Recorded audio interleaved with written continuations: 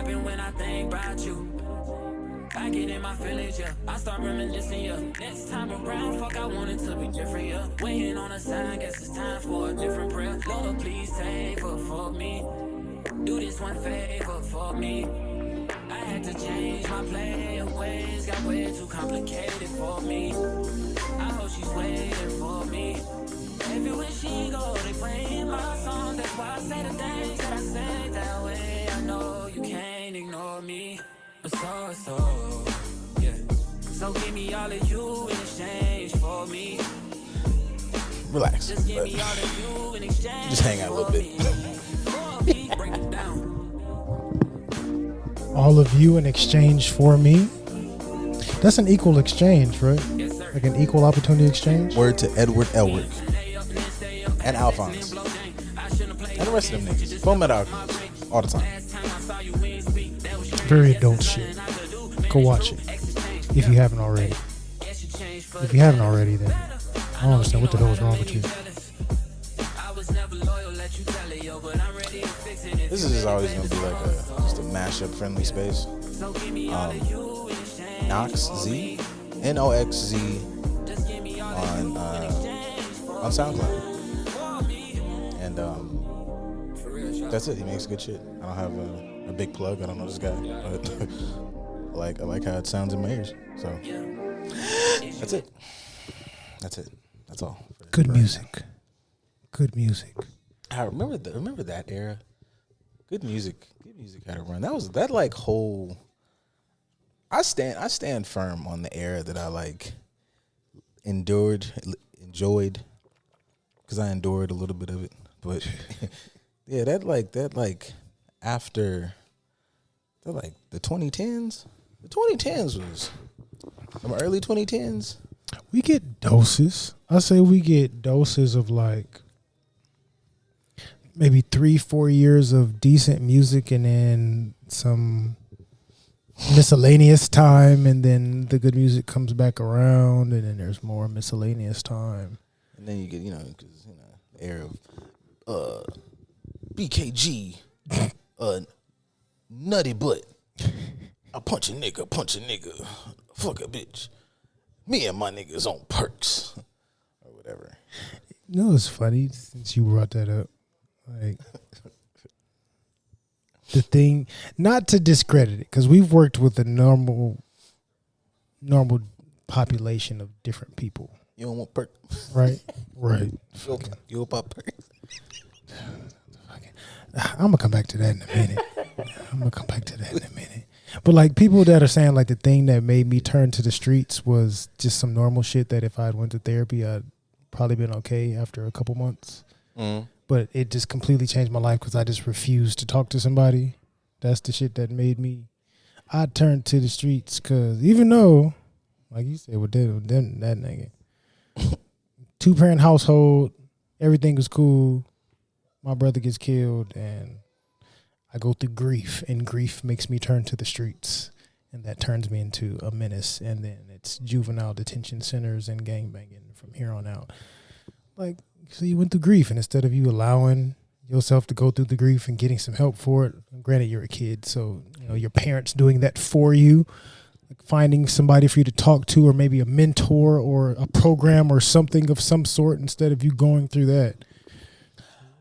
Just years of being in the streets because you know how to cope. I just thought of something serious. I'll get back to the jokes, I promise. But that made me think of, all right, let me not break any fucking laws here. That made me think of something that I had worked with. Something. Yeah, not even someone. Something. I'd worked with some. I worked with some humanoid. I worked with some humanoid figure. An entity of some sort. Yeah, some entity of sorts. That grief is the big thing. Grief is like the big fucking issue. That's what's getting. That's what we're here for. Process grief. Right. And how much that, not like it's on purpose. But I see, like, when you see a lot of the stuff online or just in the space of, like, talking about mental health about, like, in regards to men, how much of that is taught just by the community. Like, it's not like I don't know, I feel like sometimes us doing some of these separations in certain spots takes away from the ability to really tackle the issue, Because in this particular situation, it's not necessarily like niggas telling him to man the fuck up. It is a caregiver, female caregiver, and it's the worry of what you deal with being a black man and preparing for that, but prepping for that way too early. Like not allowing a child to kind of endure and learn and process and figure out the emotions. It's like you got to be able to handle it because one day 35 will come and you need to be able to handle shit. And just thinking about like as I'm working with them, I'm like, shit. Like I wonder how like this I think is, just kind of is what it looks like for us as a whole. And sometimes, per the usual, I just feel like we have the conversations a little wrong because I feel like people don't pay attention to how much space they're not fully given. Like, I'm doing the most, I'm supporting, I'm trying. I was like, you are minimizing, and I understand the reasons why you minimize, and I completely resonate. I completely understand why you would do a thing, but you are putting this person at a disadvantage because they're not, they might not, because they might not hit the streets. They might not go, pop perk. They might not do that, like say how your favorite rapper might describe it. But this person is now, they're very close in how they process things. This motherfucker just learned how to process shit and dive into a book. They might be mad successful, but they're emotionally stunted and got a lot more shit to process because they never were given the space to do so. Because, they were taught that. Like, you thought you were being a supportive parent, caregiver, big brother, big sis, whatever. You just gotta cry. That's what you gotta do. Yeah. You gotta cry. Cry right now. And cuss and, express. And then through expression, you kind of learn how to maneuver it, how to shit work through. Because they know you're not gonna get over shit. That's not how that works. So yeah. Therapy tidbit. Dun, dun, dun. Very necessary. I do what I can. As you should. I don't think people always get that from me. They used to get it from me sometimes. I had a conversation about that this week, and I thought about it because, like, as I go back through the episodes, I think about like, dropping clips and like, obviously, because now I'm not in my bag yet, but like I'm getting like sort of okay with like cutting them where like I know that this particular thing that even I'm saying is not really salacious, but I'm gonna cut it that way for sure because I'll be liking that shit. But I was discussing, per the usual. I feel like I have like way more conversations lately about like the overarching philosophy behind the show, and it's like, thanks for paying attention, or have I not been saying it the same way this whole time? Anyways, long and short of it was of discussing like this dynamic, and it's like, see, and I'm not gonna lie, I posted like that for a reason because it works that way. But I'm like, I realize sometimes I'm not as chaotic as I sound on the internet. Like I give y'all I'll be like, damn, I gave these niggas all the chaos.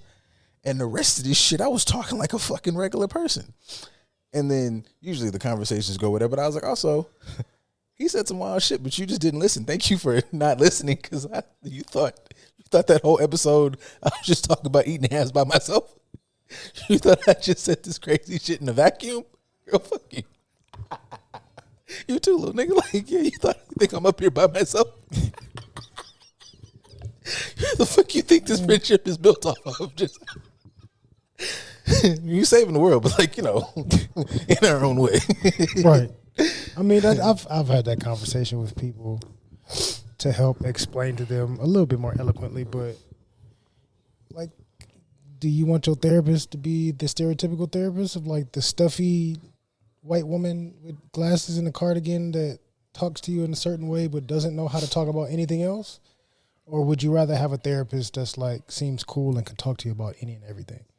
Like, oh, I'd like a therapist that can talk to me about any and everything. So we're two therapists that have a show where we talk about any and everything to show you we're fucking people too. Boom. Your therapist, like as somebody that's been in the field for quite some time now, some of y'all got therapists that they can therapize y'all, and they be at kink parties afterwards.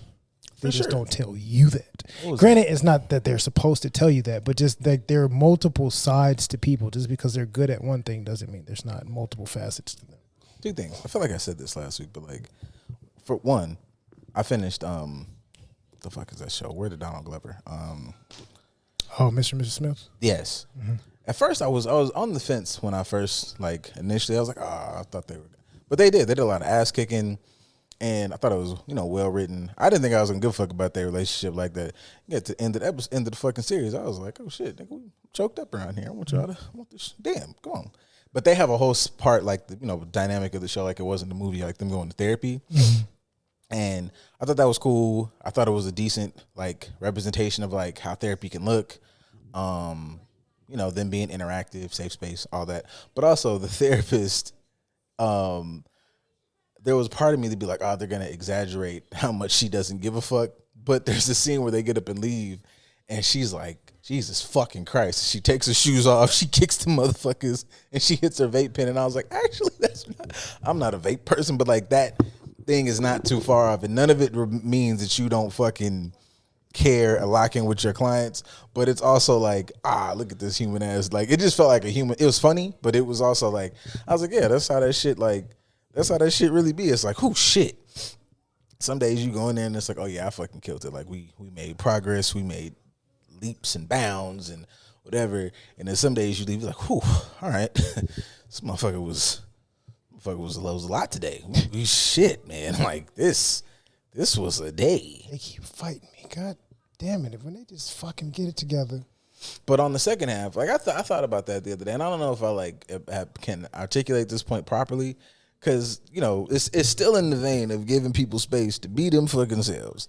So we talk about, like you just said, about therapists going to kink parties, going to do this, going to do that. And it's we all had a conversation about various perspectives around, say, sex workers, OnlyFans people, blah, blah, blah. And them people butt naked online, so on and so forth. And she might just have a dildo or just sit on her finger all day. Just that's it. The whole fucking OnlyFans of her just walking around with her titties out making fucking brownies. That's her whole platform. But we be like, oh my God, I love this page. They got 7 million followers. And it's the Fitzgerald family. They got 9 kids. We love watching the Fitzgeralds knowing full well this nigga be unloading in this motherfucker. That's how they got the 9 kids and she working on 10. We just watching this family acting like, they're so, they be busting regularly. You think they go on a vacation? They in there in a loaded house. Grandma down there trying to wrangle the fucking kids so they can go up there. And I'm just saying, people be fucking. My whole point is the conversation around people not being more than their career is crazy. I mean, that kind of ties into coming back to the other statement you made about not wanting to pop perks.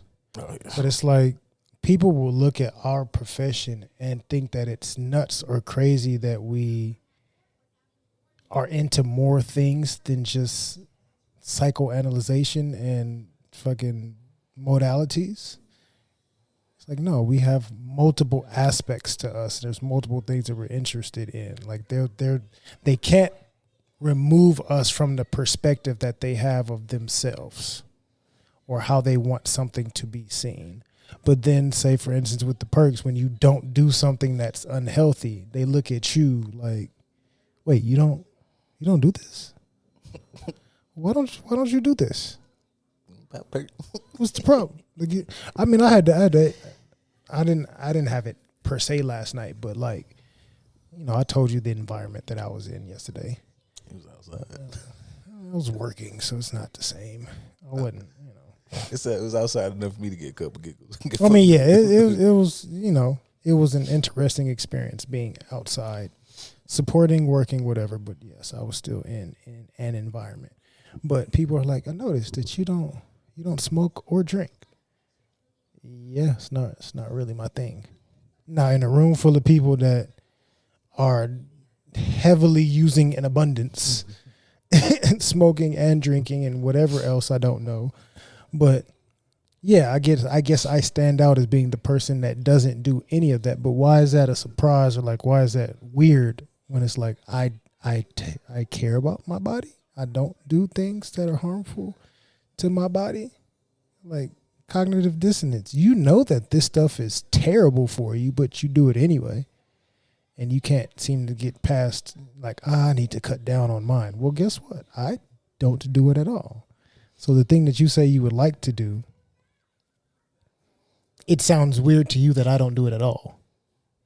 Yeah, I think sometimes that one is clearly a mirror to somebody being like, "Well, fuck, you don't do it because like now you make me look weird because I got it." Like, especially if you somebody who like can have a good time or whatever and not need it, and people definitely are big on associating the fact that I need this thing to have a good time, and therefore they're like, "Okay, well, you don't need it." And, you know, it just kind of can begin to reflect. But hey, man, why the fuck you think? Oh, this nigga don't like to party, baby. Okay, it's a square, Jack. You got to get up out of here, man. Yeah, I don't. Part of me makes me think of it in a certain way of you being a better version of yourself makes them shame themselves. And since they don't know how to look at themselves in a way that is improved or better, they would rather say that you are an outlier.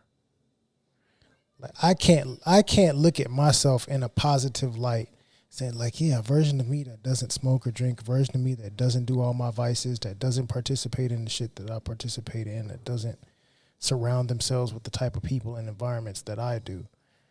I can't really see myself completely doing away with that because I just don't think that I'm good enough to do that or become that version of myself. But I see this person is doing it for themselves and I see them as above me. But since I can't admit that they are above me, not to say that I'm above anybody, but stick with me here when it comes to insecurities and whatnot. But if I see them as above me, I would rather say that they are different or weird than acknowledge that they are in a place that I could actually get to too. Yeah, and I think some of that comes with like, I don't know. I feel like that's I feel like that is a good space to if you wanted to like kind of figure out where that feeling comes from, because I definitely feel like that comes from like if you were using whatever the fuck it is, you just you like get a little bit of drink, you like take the edge off, Get a taste. But there's a difference. Like I still will get a little taste. I don't know. I don't think I really like. I like how it looks in movies because you seem like real fucking like refined and James Bondish. But I don't know if I'll ever be a guy that like has his like whiskey cellar. Like I'll definitely, if we out and about and we're at a fucking place, I'll get a drink. But you're never gonna catch me like really just drinking at home or no shit like that. Like I don't have that. But I feel like none of that ever feels like if I don't have a reason, I'll go for fucking who knows how fucking long without ever touching a drink. So I guess maybe from that perspective, nothing you've ever said about that like would bug me. But I feel like if you're maybe someone who definitely is like, I cannot engage or indulge in something without this, then it makes you feel like you feel a little fiendish. Like you start to kind of notice like, oh, what the fuck? Like I got to do this to you. What you mean you can't? Like, and I feel like that might be traverse a bunch of things. I know like this might be fucking, blasphemous, but motherfuckers be like that weed. Like, oh, I got to get. I'm like, hey man, like I know y'all say like the research is like not addictive, but you making this shit look like some motherfucking whoa. Yeah, I mean, even if we don't look at it as addictive, I'll say you're codependent on it. Yeah, and I always think that sometimes, and I'll be trying not to be like the therapy friend or like a fucking dickhead buzzkill, but motherfuckers be like, my thoughts be fucking with me, and I was like, that's you. I don't know if that's healthy coping. Like you can use it, you can chill, but like I can understand it. It has reduce anxiety. You got all the CBD stuff, relaxation. Cool. I'm not opposed to having any other like tools and things to help. But I don't know. Sometimes the verbiage make me be like, all right, man, I'm gonna just my ears poke up a little bit because it's like, if you were out and about and you didn't have it, we don't got no other ways to reduce this. You don't know how to. We gotta talk about something. You need to what's on your mind, player. Like, I think I've gotten so much blowback over the years, and I used to dive a little bit deeper into it. As I've gotten older, people just like, yeah, I need this in order. And I'd be like, you need it? Just me saying that'll get some pushback. Like, yeah, I know. It's like, they just go into this deep dive spiral trying to justify it. And I'd be like, I just want you to pay more attention to the language, brother. If we just speak surface level as far as the way that you talk about things, you're telling yourself that you need this thing. I'm just saying, pay attention to how if you enjoy this or do you think that this helps you, cool. But say it helps me as opposed to saying I need it. What the That's making you dependent on it. But hey, you need that. Steven I said, stay off the weed. It ain't it. So I've That's talked to you nuts. off air, a year ago with one of our previous partners of, her mentioning that I need to do this in order to go to sleep. And I was like, you need to do that? It's like, and they're in the field. So it's like, you should understand that you telling yourself you need to do this thing in order to get a certain result. Like, you understand what you're telling yourself, right? Because I'm your partner, I just want to explore, like, why do you feel like you need that? Is there anything else we can do to where you're not reliant on just this thing? Not that it's terrible, but I don't in any way really like knock the use of it. My thing is always, like when I hear, I always like to play off of how it's being presented to me. I was like, like if it's a codependent thing, and I know this is also just me personally. I always think about, like, I have a lot of things that I like that I enjoy that I would, but I'm like, if I didn't have these, like, I just always think in this scenario, like, would I be able to function, without, say, A, B, and C? Obviously, I would prefer to have the things that I like to, but I like, as long as it's in that space, that way it's not some codependent thing that if you don't have this, and especially, like, I think, like, again, all right, little tidbit. If we're in the partner space, because I know taboo as fuck, but if you're a nigga and you think about the future, because they be doing that. I know y'all be thinking it'd be like, you getting the pussy and that's it, but like, if, what if you think about it future-wise, I just like to give y'all some fucking shit to fucking be like, yeah, nah, when that nigga got mad at you about this shit, he was thinking like, what if we do have that kid that you be saying you ready to have, and you don't have your motherfucking weed? What's gonna happen? What's gonna happen during pregnancy? Because you can't fucking use the shit then. Just a bunch of shit. hey, Oh, that hurts every time. catch you off guard. Every time it do. Can we But get y'all heard what I said. since they could sue you for using certain songs without the permission, could they remove your shit because you had The ringtone? The ringtone? Because we didn't ask for permission to use that, but it's being used on here technically. I don't know. I feel like the ringtone is such everybody property at this point, but I don't fucking know. That's a good point. I mean, the songs are everybody property. Anybody and everybody can stream a song, but yet if you play the song on something that is your platform and it's not your song, you can have shit removed because of it. Yeah, I know some of it has to do with like monetization and with how the ownership looks. So I don't know. Kind of a reach, but still random question that came to mind. Yeah, I don't know. I mean, I saw something that said Apple might be getting sued about something, so I feel like they got bigger problems than the ringtone thing. Absolutely. I don't know what they're getting sued about, but it's a lot of motherfuckers getting sued. Any business owned by white people just sue. Are they gonna sue? Are people suing Nickelodeon? I don't think people are suing Nickelodeon, but they are looking at Nickelodeon a little bit. They're looking at Nickelodeon a little bit different right now. Did you? I didn't watch it, but I didn't watch it. I've just seen I've seen all the responses and blowback on the medias. So I mean, if you haven't seen, if you've been, I'm not even. You know what? I'm not even gonna say if you've been living under a rock. If you've just been having a healthy fucking internet, social media feed, and just stayed away from shit that'll rack your brain with trauma, good for you. But here's a trigger warning because I'm about to fuck all this shit up. Big scandal came out with Nickelodeon, specifically weird ass nigga Dan Schneider, and actually I'm just super weird ass nigga Dan Schneider, and I forget the other guy's name. I think it was like Pickett, something like that. But the Pickett dude was the one who assaulted the Drake, not Drake Bell, like Drake and Josh. Yeah. I don't know what happened to Drake. I don't know if nothing happened to that Drake that we know of. Well, something did happen to that Drake, but that's not this. Well, that's later. This particular Drake that was on Nickelodeon, this was terrible. Like it was a lot of. It was tomfoolery. In so much, because enough people have talked about this shit where it's like first and foremost, it makes just obviously all those fucking Hollywood stories and shit that you be thinking happen. It's like clearly this shit be happening in droves, and it's fucking terrible. Because the Dan Schneider thing was, I think it was like more so, inappropriate things. You learned a lot of the skits that they were putting in the show were mad fucking weird. Like, wouldn't it be great for Ariana Grande to grab a potato and squeeze it like it's a dick, or super racist jokes. It was just like I don't know. It was like a fucking if you took the Reddit comments and they just said make this shit shows.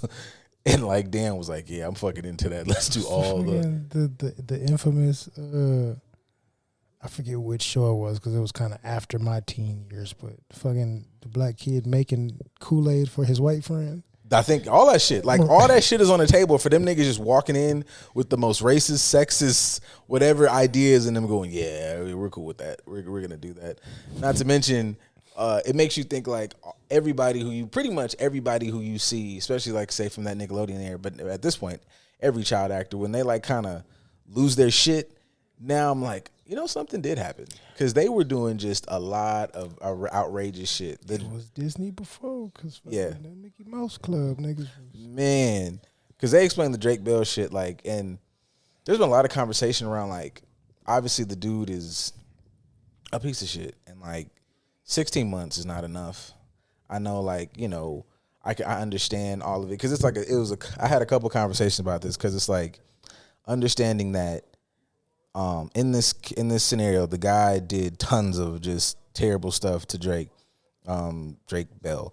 And then later on in his career, when he kind of fizzled out, Drake Bell kind of got caught up with trying to solicit to a minor and shit like that. And it was like a conversation of like feeling for him. But as an adult, I was like, man, look, I kind of hold that shit across the board. Like, you got to go get your help in the counseling. But from my personal perspective, I'm going to always take the side of the child. And it's like, I understand what happened to you, good sir. But as a grown up with like some type of like cognitive functioning, even though it was damaged, I couldn't even imagine what that shit was like. And the Drake shit was so fucking like sad from it being like the dad was kind of peeped. Then the dude drove a wedge between him and his dad. So the dad was away. Then he's staying with the mom. Obviously he comes in, he's like, well, I'm gonna help. He could stay with me. And as soon as he starts staying at this nigga house, that's when it start going crazy. And I don't know. There's a lot of talks about like, people were calling it like parent blame. And I was like, I don't know if it's parent blame, but it would be like a fucking story of caution about, I don't know, man, managing your kids well. Because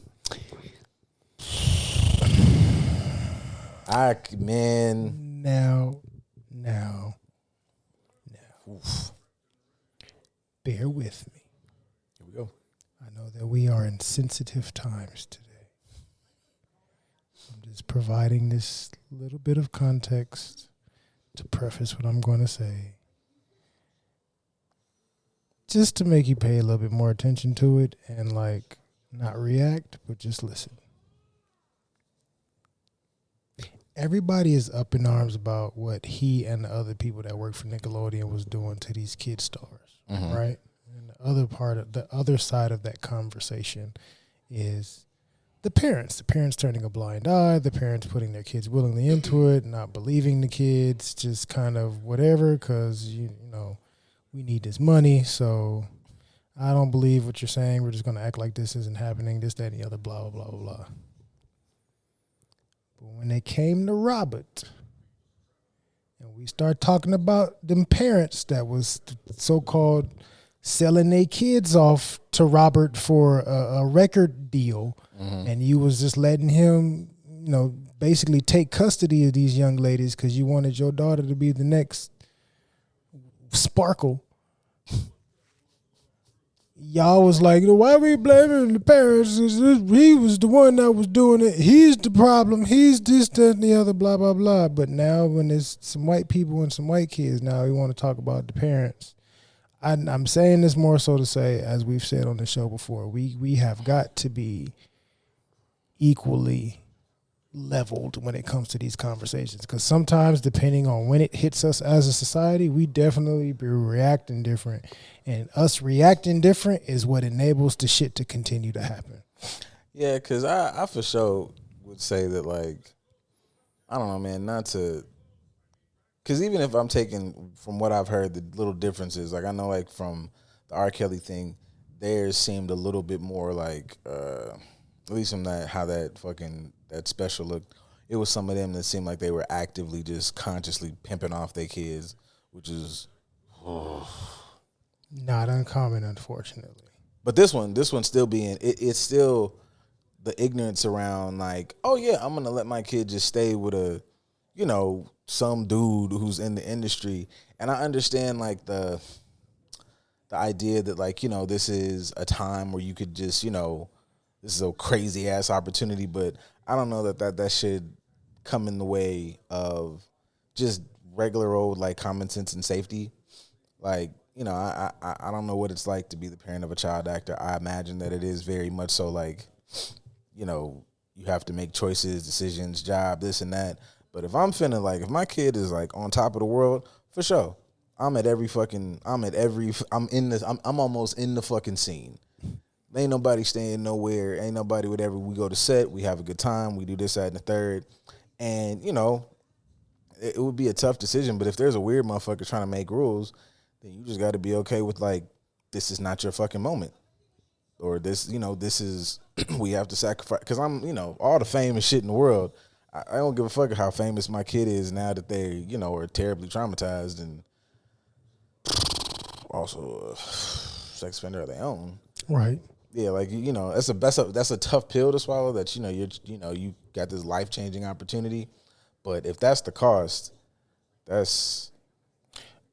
makes me think of like in most situations, not to condone the behavior, but we should also firstly, when people get convicted or it's speculation that they may be participating in any underage activity. Mm-hmm. Like we make it mandatory to explore their history to see where they got it from. And most likely we'll find that the same thing was done to them, which sucks because, at least in my mind, how I'm explaining it right now, there are parts of the predator that were never recognized as a victim. Yeah. And that's what keeps the cycle going. So I understand, like in our field, we've kind of had the pedophilia can be looked at as a illness and treated as such conversation. I ain't 100% riding with it, but I'm saying I understand, like, yeah, this could be a trauma response of sorts to where, hey, let's find out what has happened to this person. Yes, they still need to make amends for their crimes and so on and so forth.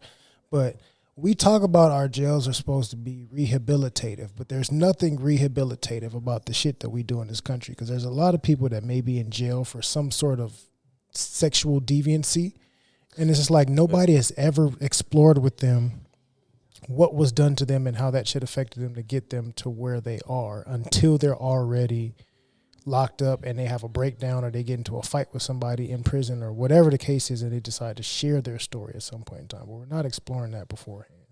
And I don't know, man. I'm not here for like, I'm not a giant proponent of like the penal system and no shit like that. But the idea that a motherfucker do 16 months for that act, I don't know. It to me, it speaks to like the very sick culture of how we don't take that as serious as I believe it is. Because it's foundational. We got there very quickly because it speaks to a lot of weird shit about how motherfuckers maneuver around that offense. And I was gonna say in this country, especially as far as the white folks are concerned, but I can't even say it's specific to this country. Nope. Because a lot of European colonialization, for sure, has dealt with a lot of underage deviancy. And to shoot them a tiny bit of bail, there were some marrying off of younger women when they became of age to bear children, which does not mean they are adults. But in some cultures, you're recognized as an adult woman at 14 or some shit. So you're old enough to be married. Now, granted, I don't know if they're marrying you off to some 40-year-old, but in our society standards, that's nasty work. In their society standards, he's a suitable man with lots of wealth. This, that, and the other, blah, blah, blah. But it's the same concept as them. I'm marrying my child off to this predatory TV show and predatory production company for the sake of profit, which is what we've been doing historically through marriage for a long period of time. The only way I'm thinking of that on the cultural space, y'all better be ass naked in huts and spears and shit. And like, what's that fucking island where, like, if you go there, they'll probably maul you to death, whatever that fucking island. Yeah, it's a few of those. Yeah, if they doing that type of shit over there, cool. Not cool. But I could be like, okay, man, they haven't really progressed past a certain. I don't give a fuck. Anybody who got Wi-Fi, I don't give a fuck about none of that shit you talking about married off. I mean, even if we talked about it a little bit. Go to hell and stay there. Off air, of like, a bat mitzvah is you're a man now. A kinsey is you're a woman now. Y'all know the brain don't fully stop fucking developing until 26. Y'all know that shit? 26 to 30, really. Y'all know that, like, the parts of your brain that control decision making and like regulation do not fucking are still getting they fucking shit together deep in the anything from teen behind the age. It's not there. Fuck, why did they do that? They don't have no other ability but to do that.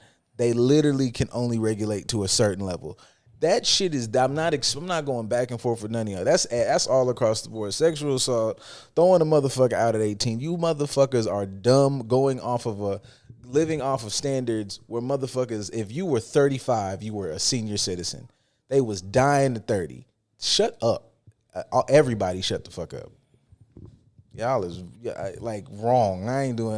Your truth, it's the truth, and that's it. But we've been wrong. That's the sucky part. Because like I said, the second a woman started menstruating at different points in time in history, she's considered a woman because she can bear children, and she is up for grabs to be married to the highest suitor. Now, granted, those weren't times where we were paying attention to the actual physical, mental development of a person or a human being. We are looking at the physical development and what the purpose of this development is for, which is to bear children or do some sort of work or whatever the case is. So I get it. Different time, different society, different cultures, different rules. But that's nothing new of us bypassing actual need and actual development for the sake of societal code. Our society says you're an adult if you're 18. Meanwhile, every culture ain't operating that way, because I guarantee every day somewhere in LA a girl has a kinsey. And I guarantee there's a family member that's more than willing to like pass her off to some 23-year-old dude that's there attending the kinsey. Like, she's a woman now, so you know. I mean, even in their cultures, we still hear about it. Or I hear about it from people in that culture or other cultures of how, like, you can be in your early 20s and they're like, okay, so why don't you have kids yet?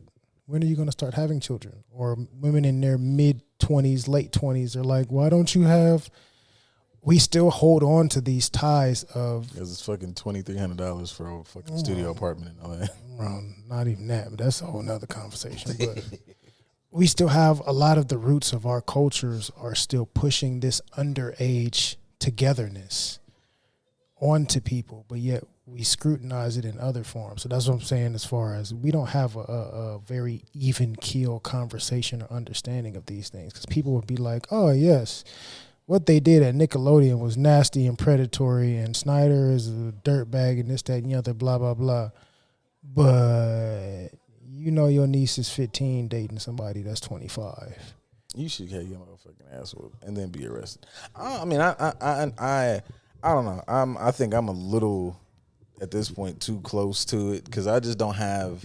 I don't have a lot of tolerance for it, because I'm still very much in the space with the clients who are the fucking like products of that, who are the victims of that. I don't got no space for that. I talk a lot of. I make a lot of jokes, talk a lot of shit, make a lot of whatever about that. I don't got nothing for that. I don't like, if you know, I can understand that you went through I don't know every bit of my little list of referrals, but you come and tell me that like you are severely facing those type of thoughts, man, that's on my warehouse right now at this point in my career. Where I can find you somebody who can put something on it, but here today, I don't know if I'm the man for you, my boy. No. Because you Yeah, I just. I would say that. I mean, that's from our perspective of somebody working in the field. Mm-hmm. But I'll say coming across it as, say, an adult in the dating space. I've come across countless amounts of women that have been assaulted at a young age, which affected this and that and this, that, and the other, blah, blah, blah, which creates things that I have to deal with within our partnership or our dynamic or whatever this case is. It happening to people in my personal life, in my family. Like, not even just something that is seen on TV or something that we see in the field. Like, it covers every avenue of our life of there being some sort of underage dabbling that should not be going on, and we're only enraged about it in certain moments like this, but we're not really challenging all the aspects of it. Even say fucking thinking about it at the moment, fucking OnlyFans is huge. A kid can graduate from high school and be eligible for OnlyFans. Nasty as fuck.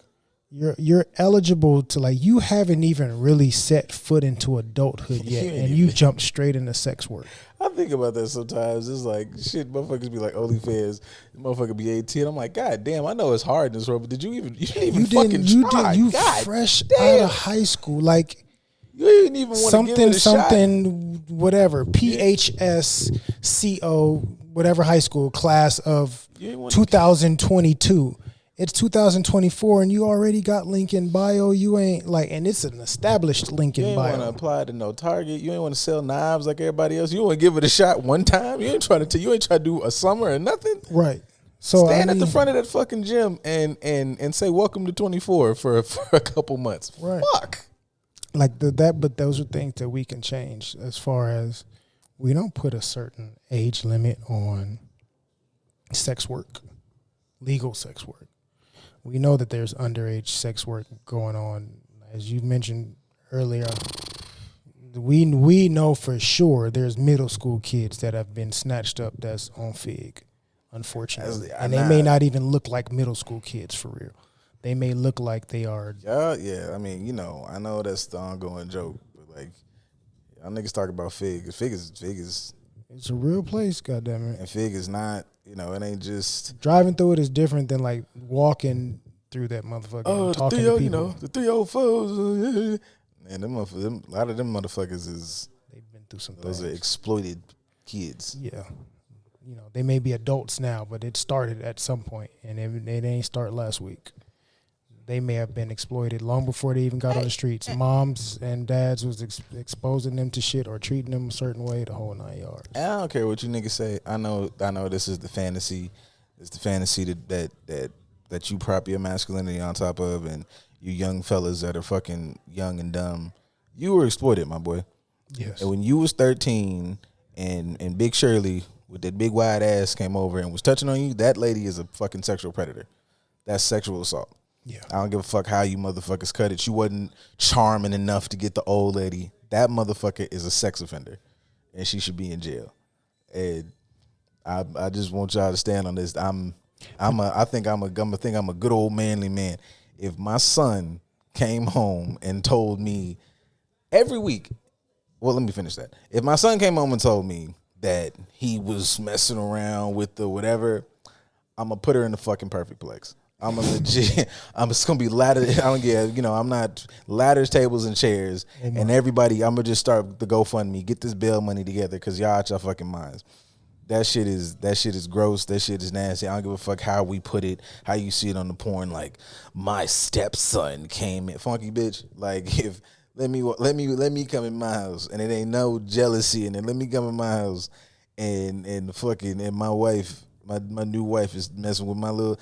We having a stepson fantasy, dog. It'd be me. I'm Mike Tyson, and she's what's that motherfucker? When Muhammad said, "Good, get him for me." I'm on your motherfucking ass. Because what are we talking about? Yeah, no. That shit is. But that's acceptable. That again, we're not having an equal conversation across the board about how that looks. Because we talk bad about it if it's a man preying on a little woman. But we don't believe. There's a whole lot of Antoine Fishers out here that we ain't trying to listen to. Every week. I swear, I feel like it's been every week for the past 2 or 3 months.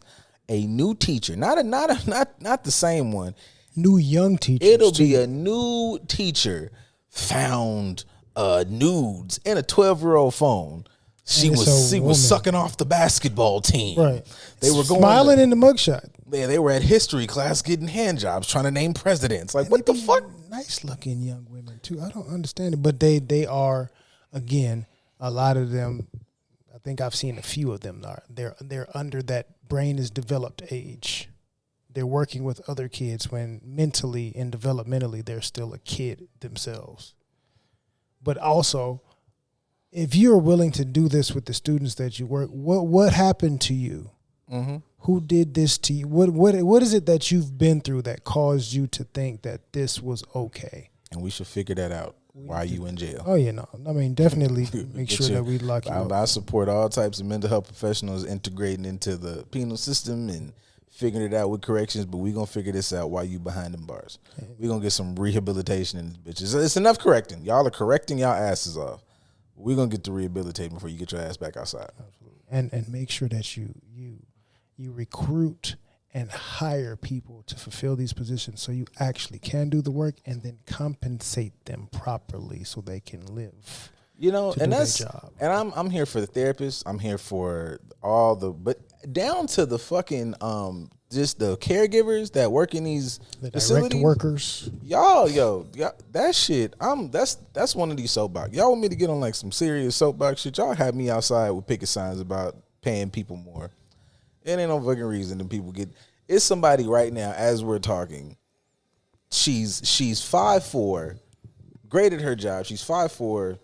She's $130 on a good day when she do her fucking deadlifts and shit. Cause she works out. She try to take care of herself. She's a mom and shit. She's trying to get her life together. And it's a motherfucker in there, 6'2", 210, throwing poop, cussing like a motherfucker. And the only person that's gonna be able to calm that motherfucker down is her. And y'all trying to pay that woman $18.50. Go to fucking hell. And there's somebody around the corner at one of these in and outs within walking distance of my house that's making way more than her to give you fresh fries and unfrozen burgers. It's a child that got 3 or 4 diagnoses. 4 of them. It's a sibling set. You know, it's four siblings. They got a whole bunch of issues going on. It's a dude in there. He used to hoop. Tried to go to school with it, hurt his knee, and now he's just trying to figure it out. He's the only person that can calm him down. Y'all paying that man $18.50. Right. You know, he started out, y'all paid him $17.50 and thought you was doing him a fucking good service after a year of work, bumping him up $1 or so. Right. He's in there working through a crisis every other day and just figuring it out. Ain't no handbook, ain't no nothing, just him, y'all understaffed. Go to hell. And that's somebody that willingly wants to be there. Mm-hmm. Like anybody can stumble upon just putting in an application to be a secretary somewhere or working in fast food. Like I don't know what, I'm just trying to make a little bit of money to do whatever. No, anybody that applies for these jobs is because they actually want to be there and they care enough to try to make a difference, even if they don't know how the fuck they can really make a difference. They just know, okay, this is one place to start. This may be cool working with these kids. I can probably help out a couple of them. I actually want to be here, and I'm passionate about the shit that I'm going to be doing, even though I know it's going to put me in a certain position, and you're paying them minimum wage, essentially, especially here in California, and then expecting them to work a lot and long hours at the same time. Can you work a shift on? No, because I got a family of my own. I'm trying to see. Like I want to do stuff. I want to sit and play the game. But yeah, not get me fucking started. No, that shit is not okay. That's not okay. Something I make fun of. All right, back to the other Drake. So we just make fun of some. All right, we talked about serious Drake, and now let's talk about unserious Drake. We're no longer joshing about Drake. We're gonna move on to Aubrey. There we go. Real. Fucking I don't know, second person shooter, third person shooter, the person over there is shooter. Kendrick shooting at everybody. I'm shooting at this nigga over here. Fuck the big three, nigga. It's just big. I like this, yo. I just want to get cut to the end, guys. Like, you niggas haven't been rapping, and I remember when fucking niggas would just get on fucking and just go nuts. I'm excited. It's war in the streets. It's blood and water. kids don't rap, so the old man had to come out and do a little something and show you how it's done.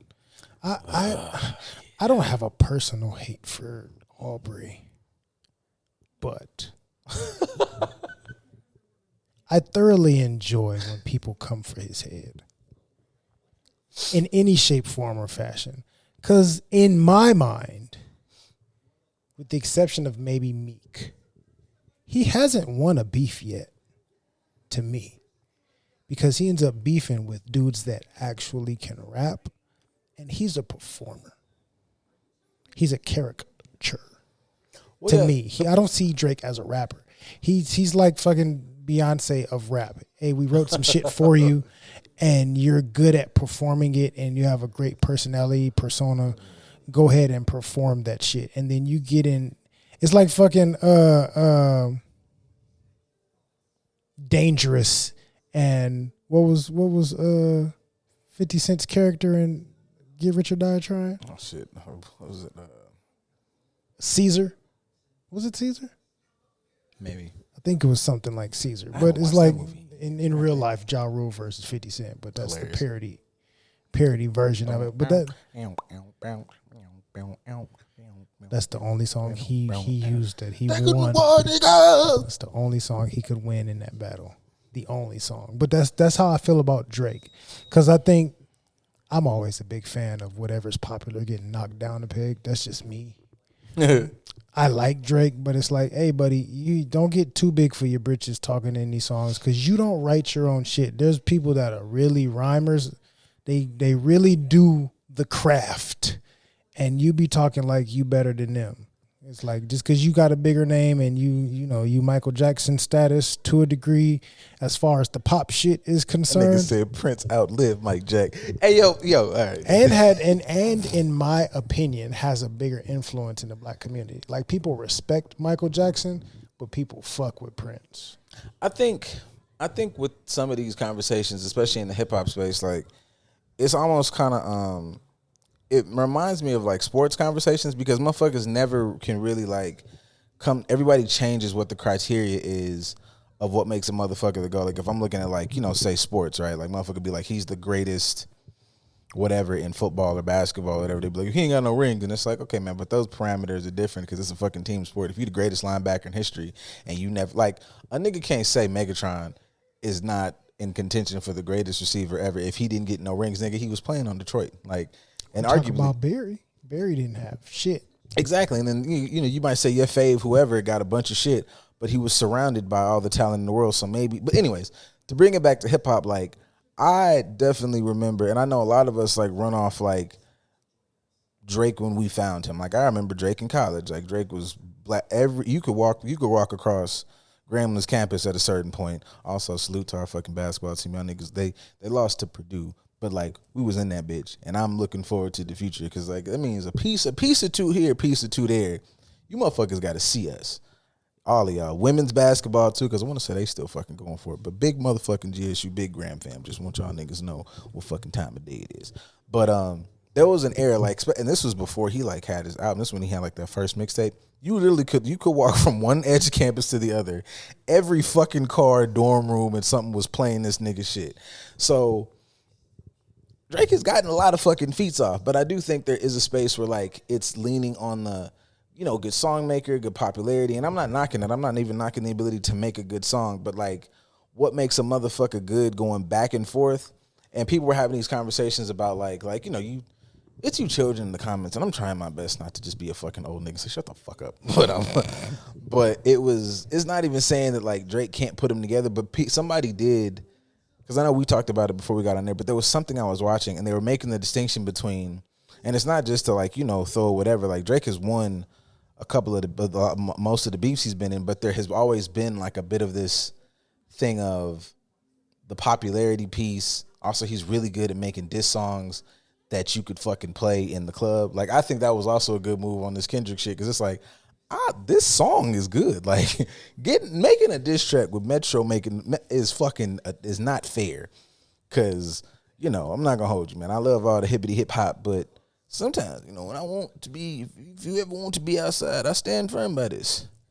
Future don't make is not the most lyrical miracle, but if I'm out and about, and the booties is bootying. I don't know that I want Jermaine to be fucking talking to me right now. I kind of want... Not recent Jermaine. Maybe early Jermaine. Yeah, go on, somebody go ahead and grab this nigga the Davies. And then let's get in this motherfucking... Some March Madness in this bitch. But anyways, I think... I'm not to cut you off. Go for it. Which battles did Drake win? I know they talk about the Meek thing. I don't think he won against Joe Budden. I don't think he won against Push. There we go. That's he fucking know. Okay, it's timeout. He did not win against Push. That's a fact. Like that's just. I'm not even arguing back with nobody. He didn't win against Push. Not even close. Yeah, it was a wrap. It was over with. Like it was a cool back and forth, but it was over with. Like we got that. Like he mopped him up, got him up out of here. But that becomes a popular. That's where I'm getting to. Thank you for that. Because that's where people start moving the goalposts. Like motherfuckers will say. You say Push, and people go, nobody gives a fuck about a nigga who's never sold this, that, and the third many albums. And that's where motherfuckers move the goalpost about what a battle like is. Like, is it just that you made a good song? Is it that you mopped this nigga up with lyrics? Is it all of it together? And then if you beat the nigga all together, all of a sudden it's like he's a billionaire, whatever. So, but I think in this regard, definitely if we're having, because there's been little subliminal shits back and forth, which I also think is pussy. Like, I feel like that's also what makes this a better thing for Kendrick to me. Like, this is not the best verse in the world, like everybody's saying, but it's really good. And it put a name on that bullet. And I just said last week, I'm very tired of you niggas going like, sometimes when they fuck this motherfucker in particular. He put a bullet on them. He put a bullet on that name. It's a good fucking song. And unless you just want to specifically say that he's the best rapper because he's hit a billionaire status, as opposed to... it's the big three. We're all in the same ethos. So now you got to really deal with me. I think that's fucking dope.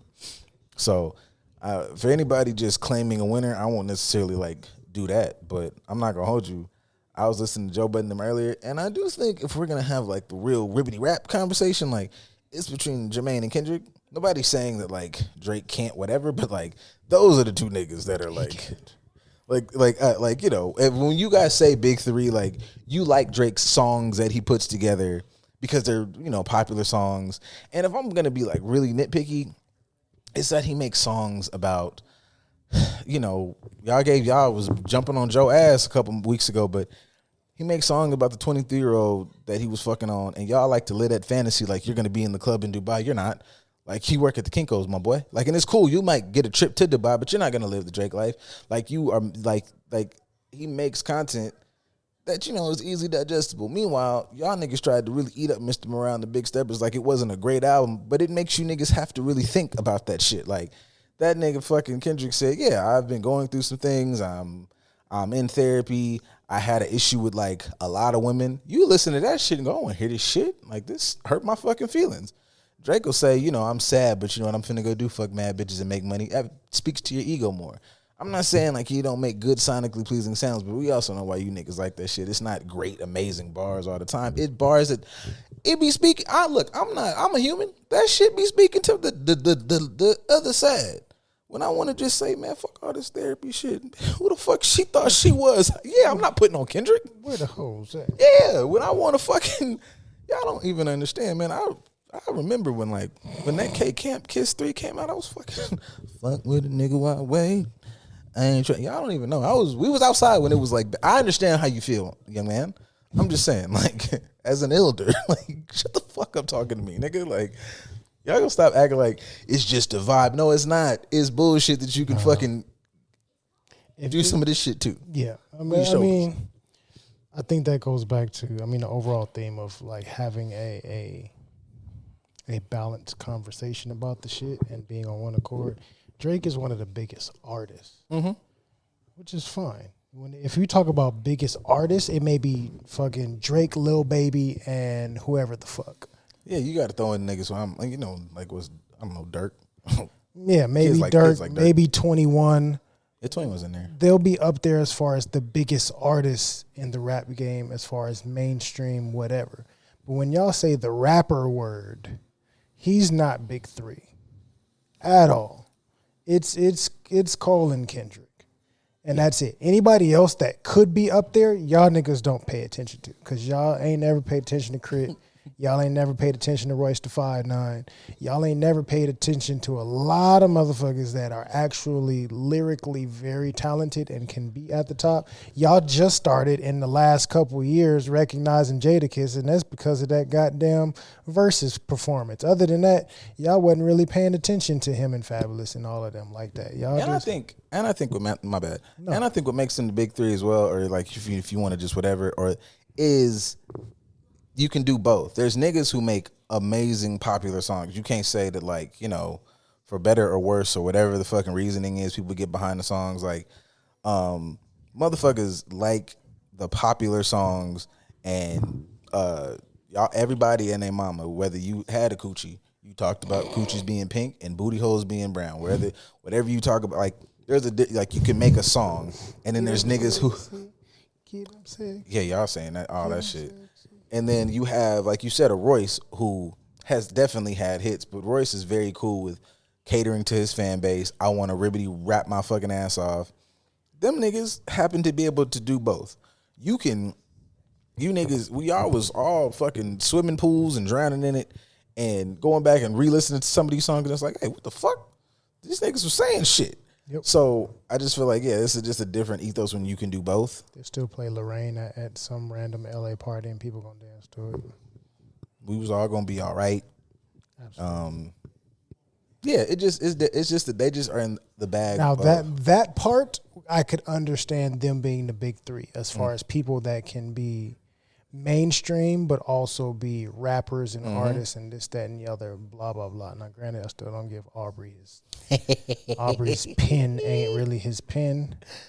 He ain't writing his shit like the other two. I mean, he helps, but he's got co-writers and editors and all that other shit. So far as we know, the other two ain't got no help like that. They helping write for other people, which is a different conversation. But as far as being versatile artists and being marketable artists that can make different types of music and so on and so forth, yeah, they are the pioneers for this generation. Absolutely. It's like, I don't know if it's considered my generation or our parents' generation, but like LL was able to do that for that generation, right? I can be in movies, I can make songs for the ladies, I can also make songs where I got bars and I'm rapping and I can have the persona and all. Like, every generation has had their pioneers that were able to do every aspect of the whole entertainment industry. And that, sure, those three. Absolutely. Fucking LL keep a fucking bag too. Like, not to be Captain Pocket Watchy, but I was just casually like, LL ain't missed a check since he came into the game. Just today, I went to get something to eat, even before like coming here, and like just in the little restaurant, like look up on the screen, he's in a fucking like Bud Light commercial. Yep. What the fuck? He's gonna keep himself real. I mean, fucking LL has fucking Rock the Bells radio on Sirius. Like, he's gonna get paid. Yeah, you gotta like just the year, like since he's had that for a long ass time. He's been LL for fucking ever. God damn. Since the 80s. Salute to that motherfucker. Like, so the pockets is long. And he don't, that's what'll be funny for me. Aubrey can't, I'm bigger than you, LL. Because, yeah, you're bigger than him for the kids. But, son, I've had a career that's longer than you've been alive. And then that's also, I don't know, and that's also a conversation about people like, we've all figured out that, like, when they drop some of these things about motherfuckers' income, we don't know everything these people are making. No. We just, like, and then, like, you know, when you think about it, I was listening to fucking parts of the Drink Champ shit, and they were having, like, Schoolboy Q up there. He was like, we're all millionaires. Like, he was saying that in a different type of context. But, like, when he's like, when you think about it, he's like, we're all very much, you can do what you want. Like, he's like, you niggas are just kind of, like, chasing sounds. He's like, but we're all very much, like, rich and cool and fine. Like, so, I don't know. I look forward to more music, though. I would like these niggas to hurry up and respond. We'll be sitting up here for a couple of days. Like, I remember back in the day, motherfucker be, like, yeah, man, that was the mixtape era was, because a nigga would say some shit and a motherfucker was back at that nigga the next day. Absolutely. Yeah, like that motherfucker would hear it the same time we all heard it. Well, we lived for the beef. Yeah, and then he was back. He was in the studio that night, nigga. Fuck is y'all waiting on? Our generation was the last generation that lived for the beef. These young people, they're beefing, at least from what I've noticed, is just like dudes that are playing the persona of the street nigga. You dissing on the song, but your diss ain't really like bars, rappy, eloquent artistry diss. This is you saying, I'll shoot you niggas in the street when I see y'all. niggas pussy. It's like, but that ain't really. Shut up, y'all ain't really whatever. But that ain't beef. Our beef was like, nah, I'm going to embarrass you with bars. I'm going to take this artistry and I'm going to make you. I want my bitch on a song, essentially. I want this. I want like I just want my Civil War dream. Since everybody says this is a Civil War, I want man. If we're gonna have if you're gonna shoot and just take a shot at better or worse, however you agree or disagree, like the top guy. If there's gonna be like some Drake Cole isms, go ahead and if Kendrick went and grabbed Pusha T for just one song, I don't give a fuck what just come on, man. Like if we're gonna burn this motherfucker, like come on. Is Drake Iron Man or Captain America? I feel like Drake would have to be oh fuck it, we going like movie Civil War or comic Civil War? Because I feel like I don't know, movie Civil War, he's like super popular. Like in comic Civil War, he's the clear douchebag. I don't know, yeah, movie Civil War, he was kind of a douchebag too, because like don't fucking make us suffer for your goddamn like mental health shit. Like, go figure it out, Tony. Like you having a guilty conscience. Anyways, I think you have to give it to you'd have to make Kendrick Cap, I think.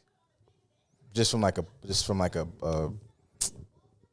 moral standpoint. Yeah, he's like, purist and whatever, and yeah.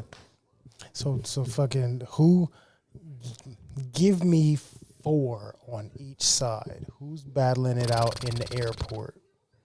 Well, at this point now, I mean, if we're making like just, I don't count Metro and fucking Future. But you might shit because they're in there because they're the ones with the Drake beef for real. I mean, but they beefing over vagina. Yeah. But that make niggas do stupid shit, which is very much Future and Drake. that make a nigga make an album with his best homie to say fuck this nigga.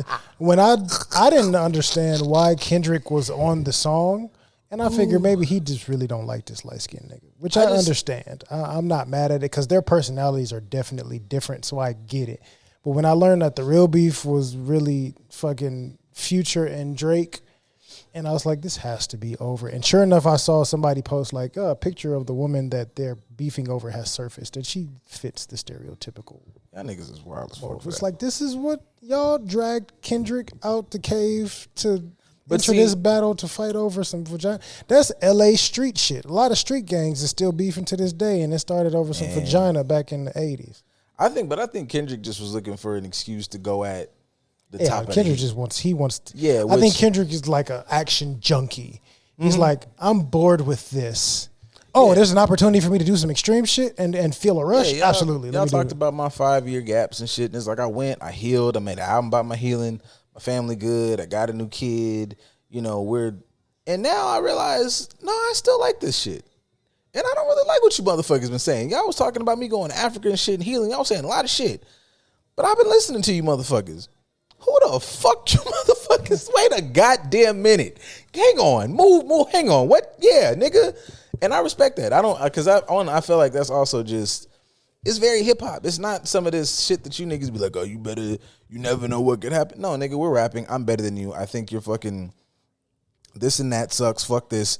And it's not, I don't know, disrespectful to the point of how you niggas doing, because y'all niggas get up there. I can't rap, but what I can say is your mom's a bitch, and like your homeboy died, and we went and like, fucked your sister. Like it was a lot. Like y'all just say a lot of like, it just is disrespectful for the sake of disrespect where you could just fight. So, but yeah, if I'm putting it on, I don't know, because at this point now I feel like Kendrick is pulling up like fucking damn, I'm forgetting the fucking name. I'm losing it. Yeah, Kendrick. Kendrick. That's what's new. Kendrick pulling up like Sukuna. Like he's just by himself. I want smoke. I don't really give a fuck about the team. So I don't even know if this is Civil War. Might not be the right fucking thing, because yeah, that nigga pulling up like I just want to square up with everybody. Like those anime shit where it was one when Madara jumped in and just started punching out the whole fucking the Ninja Alliance. Like that's the energy I feel like Kendrick is on. I don't want no fucking team. I think it depends on if it stays that way. I think we may look at him that way because he doesn't have TDE behind him anymore. And I feel like that's up for debate. Because say a little too much, them niggas didn't stop being friends. Like, Oh no, I mean that would be nice. Granted, it may get a little ugly, but it would be nice for because J. Cole. I can see J. Cole responding like as himself, addressing the entire situation. I'm gonna take a couple shots at y'all, but also let y'all know y'all my peers. I'm not really trying to beef with y'all. It wasn't meant that way. It's all love, this, that, and the other, blah, blah, blah. I can see Drake being petty about it, trying to egg it on more, especially more with Future, not with Kendrick, because he don't really want that smoke. And anybody else that jumps in there for real that decides they want to, but if you say too much, you definitely, TDE not who you want on your ass, in my opinion, because you definitely don't want J-Rock to decide that he want to come out of the woodworks, or Q. But Q might really relapse and be like, I'm a family man now, but I'll beat your ass in these streets when you come to LA. I'm not really trying to really rap for real. I'll beat you up. Now, I'm okay with that theory because, again, I didn't listen to the full Drink Champ shit, but I got up to the Drink Champ part where they was talking about the check-in shit, and then that rolled over into him having that conversation about we're all millionaires, so I really am taking chances with my music. I feel like niggas aren't doing that. Niggas aren't being artistic. And it was a lot of like, hang on, man. Whoa. At first it was like I really was, exploring with this album. Then it was like, you niggas aren't doing that. You niggas aren't whatever. He's like, some niggas is moving this way, but I wouldn't do that. I was like, hey, man, it's a little, maybe you put a little seasoning on these comments. Absolutely. And so I'm like, hey, man, given the fucking. Given what's going on right now. Hey, look. I'm not saying, if it man, come on, fuck it. Everybody pull up. Niggas said I'm artistic, and artistic means I don't got nothing to fucking lose. I made my album. I don't give a fuck. Yeah. You know what? Yeah. Fuck that. That'd be cool. Yeah, fuck that. Fucking cause hey, look, it still makes him Cap. Because remember Cap did the whole fucking rogue thing. He dipped off and then came back and they was squaring up against fucking Thanos, and everybody was like, oh shit, Cap back, we gotta ride with our motherfucking nigga. Hey yo, this might be it. I'm okay with this. I don't care. I want everybody back on board. I want everybody. Yeah, I want the whole fucking lineup back in. Marvel team up. I left the team because I had to go find myself, but we got one last ride. Niggas like fuck yes, and fucking clear the fucking bench. Pull Ab out from somewhere and let. Clear the fucking bench because you niggas been saying all this fucking like niggas is artsy fartsy. We on your motherfucking ass. Us against everybody. Absolutely. That could turn into some West Coast versus whoever shit as well. I'm not okay. I'm okay with that. Like in a hip hop space. Oh yeah, absolutely. Like you know what? Yeah, fuck it. Go for it. If we did have a West Coast versus everybody type battle, or West Coast versus Canada don't really have people, so I don't know who Drake would claim because he tries to claim. I don't know. Niggas better break Tory out. You heard me. I feel like Tory singing and all, which he try to like really battle. Tory can rap though. Like Tory would be like, yeah. He try to say some venomous shit. I would pen pal that nigga. Like, hey man, you got anything you've been writing since you've been sitting in there? Well, he been doing something, but they can try to go get Big Sean and them fake abs that he had in the video. Nah, Big Sean mad at them, bro. Big Sean had just dropped a song. And it was like, hey, like he even had a line in there about and them niggas came and said, fuck this shit real quick. Yeah, move over, nigga, because we got stuff. We know we got stress to address. Yeah, you took some time off to heal and create new babies and make nice with Janae and all that. Sean came back and said, "This might not today, nigga. Sit over there." Hey guys, you stay on that treadmill, nigga. You stay over there. That's crazy. Continue working on the muscles. We got beef that we got to handle. So he might, but this could be like a resurgence of the fucking Control, but just maybe a little bit more venomous as opposed to for fun, for artistry purposes. But man, like, and also I remember, Crit, I know you probably like peaceful now and you don't really probably give a fuck. You just make what you want to make for your fans. But I remember Mount Olympus, and I was very happy with Mount Olympus. Mm-hmm. And then you like redid Mount Olympus. So I mean, I don't know, man. Fucking Royal Rumble. I was outside when violence was a thing, just across all things. Mm-hmm. I remember fucking Marvel Team Up. They did the amalgamation universe with DC and Marvel fought. I'm with this, all right, nigga. Like Royal Rumbles. I watched Malice at the Palace. Like, fucking, let's do this shit, nigga. Okay, like whatever the fuck y'all doing, let's go. Let's fucking I grew up on Jerry Springer, so if you niggas want to get to it, goddamn it, this is my type of my fucking energy. That'd be wonderful for the summer. Just push. Everybody just come out the woodworks just ready to. Come on, man, because Pushman, I don't know what the fuck, I know I'm all for Zen and power and all that other shit, but fuck all that, man. Push. You've been doing, he got to be peaceful. Fashion shows and shit. Because that's what he's focused on. I mean, he had a little bit of an opportunity to really research some shit, and it was versus Drake, and he slapped Drake around real easy. And then he's just like, well, I guess I don't have a reason. It's because niggas is fathers now. How old is that boy? Let him start going to motherfucking preschool. It's over with. Oh, this I got a couple hours in the day to fuck around. Who, what's his son name? Adon? Yeah. No, I'm talking about Push. Oh. Push got a child. Like, but let that boy start going to school. Oh, we got a couple hours to ourselves? Okay, let me get back in here. Right. I was being a good dad. He going to roll his school in the same school as Drake's son. Who's it? Oh, you picking up your son? I'm picking up my son too. Daddy, I got in a fight. Really? Oh, we can skip that. That was covered. Oh, we kind of covered something indirectly. Question time for you to ask us interested. Question time. Who y'all got in the rap civil war? Kendrick, Future, or Drake and Cole? Just roll this shit back. Yeah, roll it back. Fucking 8 to 10 minutes. I'm not putting Future in there though. Future's. Oh God, I've never liked Future. Yeah. I've never been on the Future train, but whatever. I don't consider Future an artist that I want to put in that. He's not relevant to me. I just saw popped up on my page this shit like Champagne Poppy liked your comment. This man isn't taking it serious. I don't want to hear that bullshit. Don't give me no fuck. It's a loss. If the nigga starts doing Instagram tricks, it's a fucking L, and I'm not going back and forth with nobody about it. Great art. Everybody do their artistry and shit, but that's a fucking loss. And to me, come on, man. That just be you. That immediately puts the nigga at the top. I know we just said all this shit about Drake and Cole. Come on, I mean about Cole and Kendrick. But goddamn, boy, stand up. Get in that fucking booth. No. What they fucking saying, Rocky? Throw in the towel. Academics out here fucking heaving on top of his mic for Drake. Boy, shut up. Nah, stay down, Drake. That ain't what you don't get no sparring match with niggas that really fat. Oh Jesus Christ! All right, what's this one?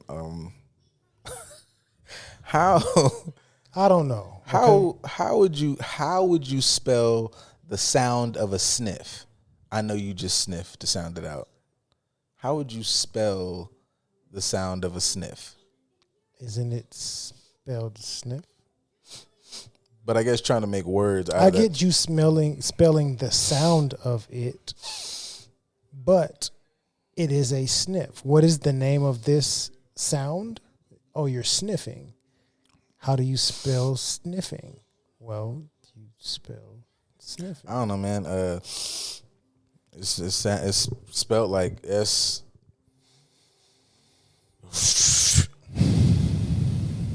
Yeah. That's how you spell exhale. Mm-hmm. I don't know. You tell me shit, because I don't know how to do that.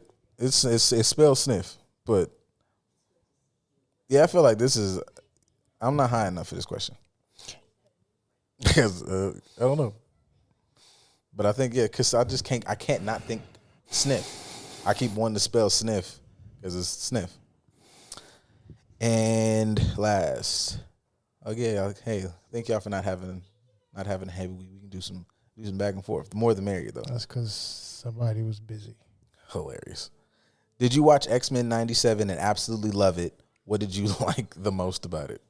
Thank you for just making the assumption.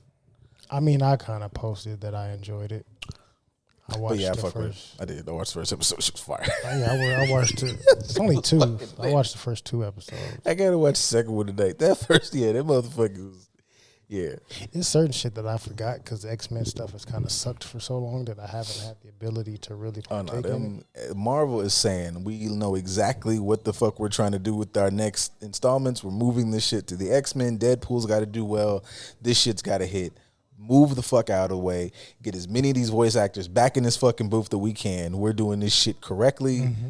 We're not pulling any punches. We're absolutely leaning into the themes of bigotry.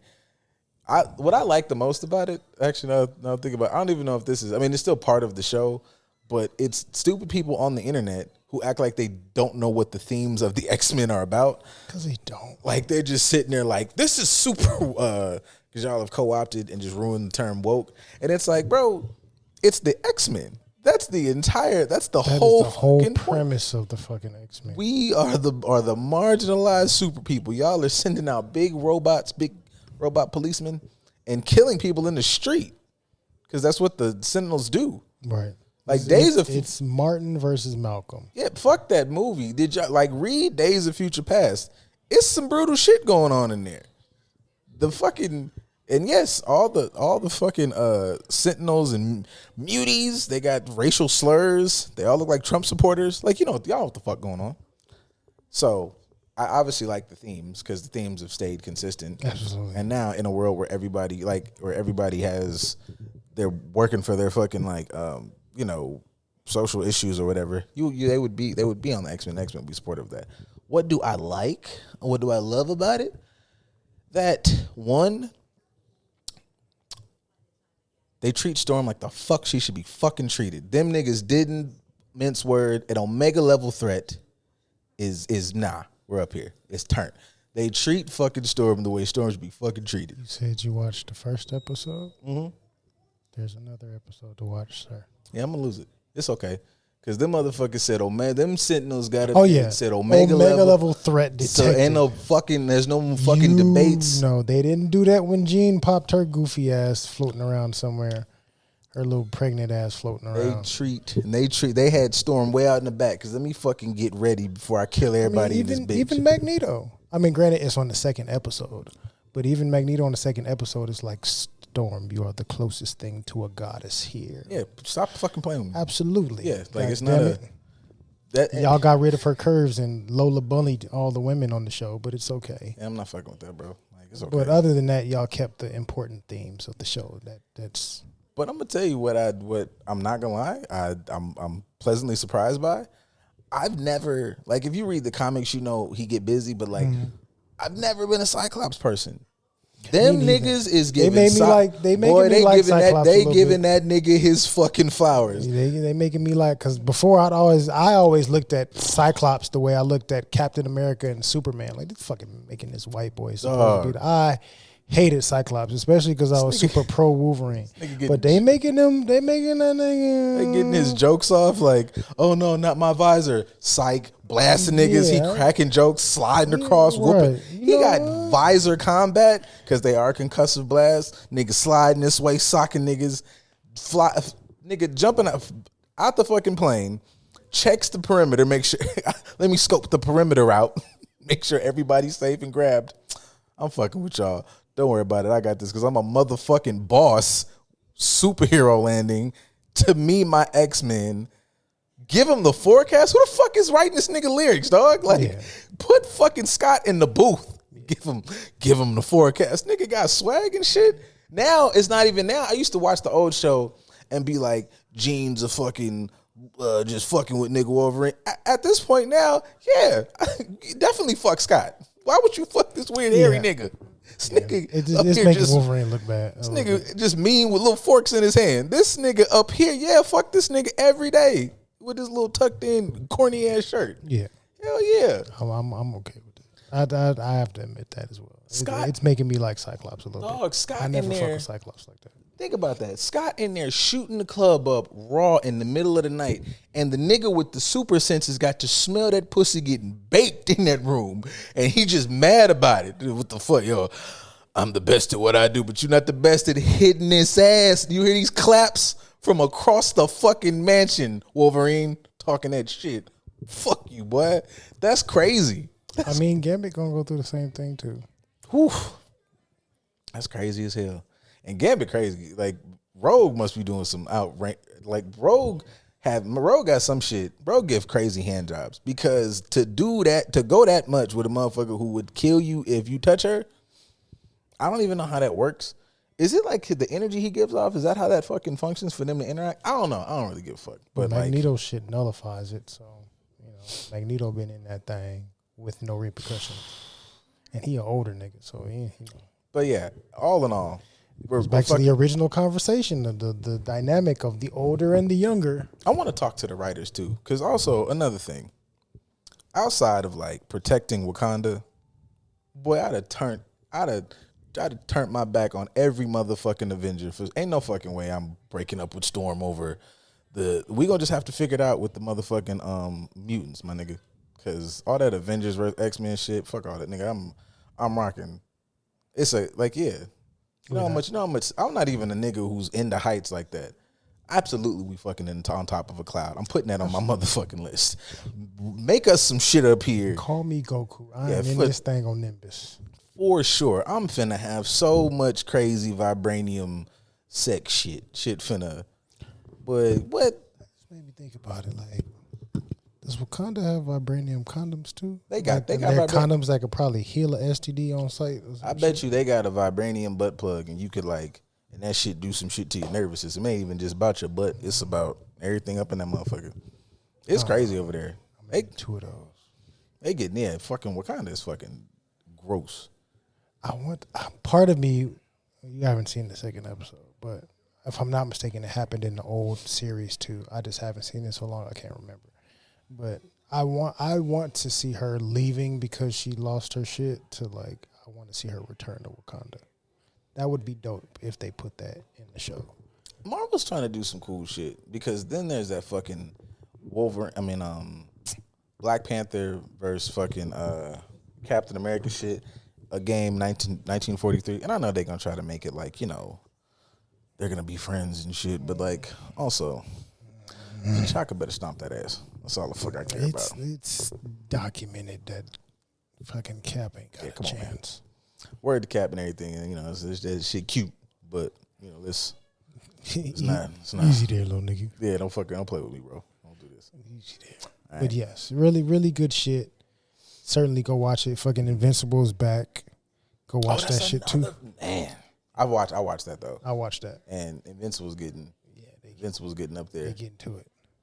And what's that? What else? I'm not gonna lie, man. I know they're trying their best to make the dynamic between. I don't give a fuck about Amber, yo.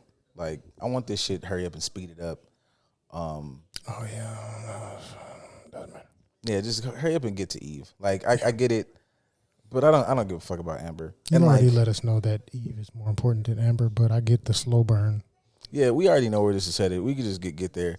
I understand the dynamic is hard. I don't even understand. I know that y'all have made her nicer in this one, so their relationship is okay. But even still, it's it's so hard. It's dog, I'm going to space, baby. You got to cut me some fucking slack. I can't tell my friends about the truth. Yeah, that shit be dog. I just saved the world, bitch. All right, go. Let's hang out a little more and let these motherfuckers come on. I don't know. I just feel like I would definitely try to rock with the person who is also a superhero. It just is a lot to do all that shit. But Alan's up here fucking swole as shit. Oh yeah, that nigga. Can I do that? Can I fucking? Something bad happened, I just go to sleep and wake up and I'm bigger than I was and stronger. I watched this too, the Roadhouse shit. I was gonna watch that. It's cool. It's just gratuitous ass whoopings. And that's what I expected to be. It's just the formula of an old school fucking it has a cool action movie with some hilarity in it. It's got a cool little plot and what's his name?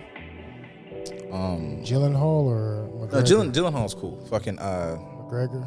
Yeah, terrible acting. Great fight scenes, but McGregor is laughably bad at acting. But it's okay. It's not what he's there for. From the clips that I saw, I like his character because he's really just being what we expect him to be, which is an arrogant, angry asshole. Yeah, that's just fucking shit up. It's just certain lines that don't hit, but they're funny. But actually, I think it'd be cool. Let's see where the fuck he goes with that. So, he about to go back into the octagon and get smashed again because you didn't put on some TRT weight. And all this time off don't mean you're gonna be able to go back and do saying. But yeah, it works for acting. You don't have to go back to the octagon, Connor. You don't have to. Yeah, it's okay. But yes, lots of decent shit is popping up. You know, the closer we get in the summer, shit is just trying to act like they want to start creating shit and doing stuff and things. You know, the rappers is rapping, the cartoons is cartooning a little bit. Like people trying to do a little something. I'm finna officially this week start upping this cardio and shit. Prepare to be sick. Oh yeah, Prepare to be sick of me. April and May are about to be. I've already been changing up the body for quite some time, but April and May definitely about to be. I'm outside with either just a wife beater as my main shirt, or can we say wife beater still, or should I just say tank? I don't know. An under tee. I don't know, tank. man. Like, but yes, I'm be oiled up and fucking half naked. God damn it, it's fucking we single-ish out here minding our business, enjoying life. That hey, god damn it, that's what we doing. As you should too, right? Getting prepared for summer. You should be in the gym as well, eating real nice, getting yourself together so that you can be more confident as you move into the summertime, and you can be a little bit more naked. We still gonna be here recording, but you can still enjoy yourself. Hell, we might be not naked here together, but you get what we saying. We gonna be naked outside too, enjoying ourselves. So get yourself ready for the summer. Get naked. So you can be oiled up and naked. We can all be outside naked together, enjoying ourselves as we should. That's what adults supposed to do. See, X-Men's out there, they be oiled up outside naked. Absolutely, playing basketball and shit. They just enjoying their life as they should. Fuck them kids just a little bit. Go outside and enjoy your life. But the preparation started in January, just to let y'all know. Some of y'all, the preparation started back in fucking August of last year. I got it. I'm gonna start tomorrow. My sister always be like, "Have you taken your progress pictures?" No, I just am working out real hard, and I'm changing shit up. Oh yeah, I mean she cares about the progress picture stuff. I haven't taken any either. Yeah, she finna act like she finna fight. How are you gonna know? I'm like, I don't know. I'm just fucking winging it. Because my clothes fit different. Yeah, like I'm just winging it. But okay, I'll get the progress pictures. You niggas ain't finna get no progress pictures. No, I did not. I'm gonna just show up one day different and start acting real unusual to y'all. We can. I'm a new nigga now. I'm degreed, and I'm 40. New degree, new me. Yeah, new degree, 40 pounds down. Yeah, new degree, new me. Yeah. Oh, this one. The end of this year is gonna be magnificent. Oh, you're back to this song. So same guy, NOXZ. I follow him, listen, whatever. I don't know how fucking. I don't know what they're doing in life, but I know these niggas keep making these mashups, and we're gonna keep fucking saying. That's it. It's cool. Grown up, nice music that you can vibe and chill and listen to, instead of fucking listening to Blue Lux Clan all summer or some shit. I don't fucking know. Thanks for listening. Appreciate y'all. I judge you by what you're listening to. Just let me know what you're talking about. I'm better than you because I listen to better music. So up your Serato game up. Just a little bit. Bye.